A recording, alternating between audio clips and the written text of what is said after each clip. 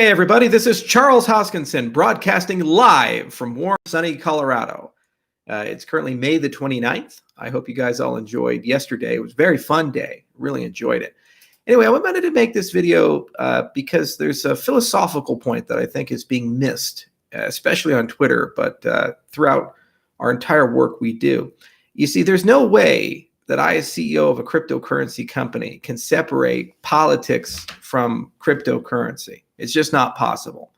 And there's a reason for that. The reason is that we are literally redefining the political reality for the world.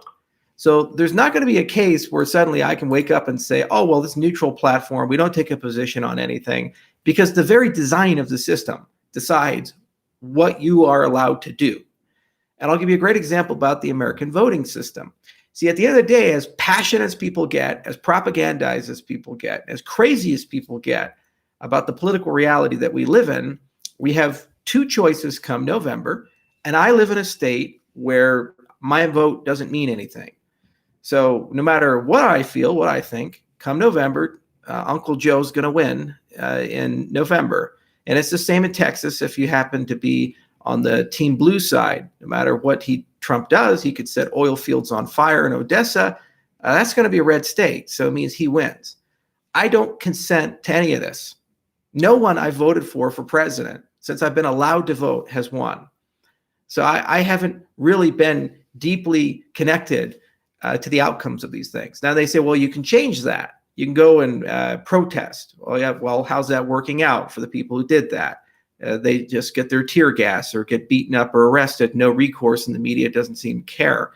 Or they say, well, you can go change it through the primary process. I tried that in 2008. How'd that work out for the Ron Paul movement? And if you happen to be on the other side of the spectrum, how'd that work out for you Bernie people, 2016 and 2020, where it was stolen from you both times, and they put a 78-year-old guy with dementia? So the system, the way it's structured, doesn't give me a choice, doesn't give you a choice. You did not consent to this. None of us did. The game that's being played, and it's been played for a long time, is manufacturing your consent for what's going on. The systematic destruction of your freedoms, the consent to rob you of the value of your money in your pocket. And the whole point of the cryptocurrency industry is to liberate all of us from that, to say we don't need middlemen to control our money. We can have different ways of reaching consensus and consent to vote on things. We don't need to have some government actor basically tell us how to live our lives. It's a liberation of where we were at in the 20th century. So it's a reevaluation of philosophy. It's a reevaluation of how much privacy are you entitled to. It's a reevaluation of where your rights come from. And also, we live in a global economy. Guys, I'm in 40 different political systems as the CEO of Input Output Global. We truly are a global company. I have to care just as much about Greek politics as I do Japanese, as I do American politics. I'm the least partisan person you can imagine in that respect. And we have to deal with all kinds of people, from people who are president for life in countries in Africa to people like in Switzerland, where they don't even have a president. They have a first among equals committee. You see, so I have to live in all these different systems, and I've learned a lot from all these different systems of different ways of doing things. The point, though, is that what's happening, if you look at people right now, what they feel is not their own feeling for the most part, whether you're Republican, Democrat, whatever you are on the political spectrum. The anger, the passion, the indignity is manufactured. For example, this Trump killed 100,000 people. Do we honestly believe that? H1N1 in 2009, the swine flu, 12,000 Americans died. So apparently if someone else was in Team Blue, they could wave a magic wand and those people wouldn't die. It's a flu. It's a pandemic. It's a virus. It kills people. It doesn't matter who's in charge. And what? You want the president to be so powerful they can arbitrarily shut all the states down? So the 10th Amendment applies. You can't reopen the states, but you can close them unilaterally. There's no consistency here. Why? Because that message is necessary for a team to take power. So people feel it. They say it. On my own Twitter feed, they say it. See, I'm not carrying water for any particular politician here, but I can see the symptoms and signs of propaganda. There are a lot of people in America who moved from the Soviet Union after it collapsed to the United States. And they can back me up on this. They definitely can see it. I talked to people who lived in Ukraine during the Chernobyl incident, and they saw the stark contrast between the reality that they saw and the reality that was presented to them. This is where we live right now. There's no consistency. It's all hypocrisy. Truth is relative because it's about power. It's about manufacturing consent. The point of our industry is to trust you enough so that we can give you your power back. And these tools only work if you know how to use them. These tools only work if you can think for yourself and you have critical thinking capabilities and you can recognize when the feelings within you are actually coming from things you've thought about versus someone handed it to you to get angry about. So this is why I always wade into the swamp from time to time, usually when I see hypocrisy. I have a very personal relationship with states' rights. It was something that we talked a lot about in 2007 in the Ron Paul campaign.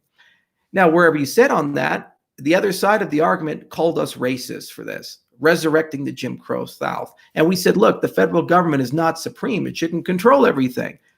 And the position of the left was strong central government. And if we allow the states to do their own things, they'll become tyranny and kill all the minorities. This is what they said to us. They wrote articles in the Atlantic and other things about it.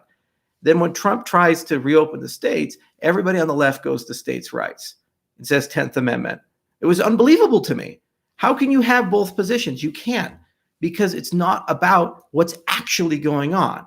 It's about manufacturing consent to oppose whoever happens to be in power and remove that person. It works on both sides. The birtherism, we care about the debt on the Republican side. They don't. We're $25 trillion in national debt. I remember the Tea Party, years and years and years. We will get the deficit down. We will get the debt down. Now where are we at? We're larger than we've ever been. When Bill Clinton left office, $4 trillion. Now we're 25, 20 years later. It's laughable. It's absolutely laughable because it's not about the truth. Okay. So yes, we wade into this because we actually have to make decisions. Like, for example, when we build our voting system, what is a fair voting system? I can't just say, well, let the market decide. As a system architect, I have to think about it, make decisions about it. Where do you draw analogy from? You look at failures and successes. You look across all the political systems throughout the world and you say, which ones seem to be doing a decent job? Where are people feeling like they actually have a real voice and people actually solving problems without descending into propaganda, partisanship, and petty base differences? But you see, that voting system we construct may end up having control over the largest pool of capital in the world, hundreds of billions to trillions of dollars of spending power if we build these systems right. Look at how valuable the internet's become. Imagine if that had a voting system. And don't you think that then that becomes a political animal unto itself and will start corroding and changing the things around it and forcing them to acquiesce to that? So the decisions we make here will have impact there. If a government comes to me, and some have, and said, we would like to talk about voter registration, the decisions we make ultimately will then decide who gets to be leaders of their country. The same for property rights, the same for privacy in these things. So it's fucking laughable when people say, stick to Cardano, stay out of politics. We are in politics together, all of us. And we're all first among equals, okay? There's no difference here. And the only decision we have to make in the 21st century is, do we want to hand what remains of our liberty, our freedoms, and our autonomy as human beings to a uncompromising, faceless bureaucracy that doesn't give a fucking shit about you and would sooner see you die than them being inconvenienced? And we have evidence of that because 5 million people are going to starve to death because of this pandemic, and no one cares. We're destroying food in the United States. Or do you want to take care of yourself? That's the decision here. And these tools that we're constructing will allow you to do that. So I'm going to continue wading into that swamp from time to time. Believe me, it's not partisanship. I could not care less who ends up being the president because it just doesn't matter. I have no voice. My vote doesn't count.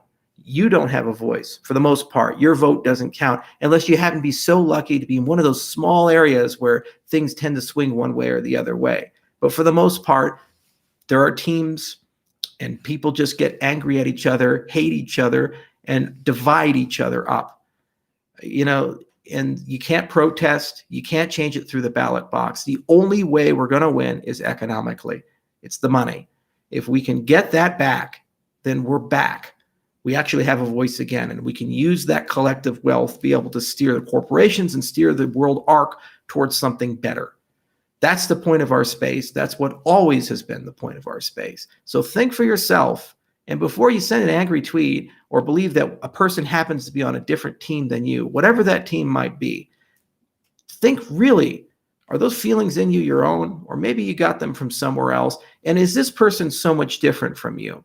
Does this person really look at the world so much differently from you? Are this person's values so corrupted that they honestly want to do you harm, your family harm, or don't care about your reality, don't care about how you live?